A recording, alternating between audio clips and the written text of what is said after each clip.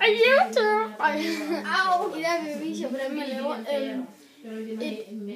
et meget simpelt bolsjer med farin, kokos og smør. Okay. Det første, det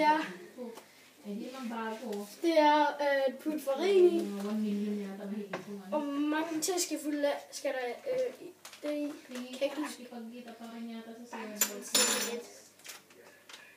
Bare sådan en teskefuld ting. Jo! Ja, og som sagt, det her det er vores første video, så det bliver lidt kaos lidt. Det skal vi nok finde ud af. Yes. Okay.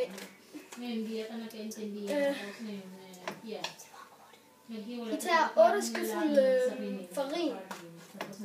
9 ml. Og så tager jeg ned i en gryde, og den skal være på hvor mange grader? Det skal bare være altså, ja, de skal bare lade det smelte indtil det er helt smeltet. De kan ikke se mig. Det skal bare smeltes, okay? Ja. Lad det smelte. Smelte. Så var jeg lige... Ja, men lille så gør jeg det.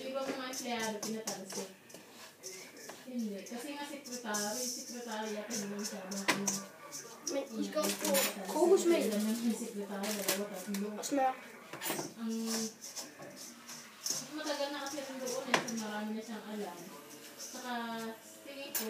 En masse skeer. Hindi madaling maghanap ng sekretary mo walang alam. Kaya ang pinapatal siguro yung mga empleyado mismo nagtatrabaho kasi masabi sila marami. Yan.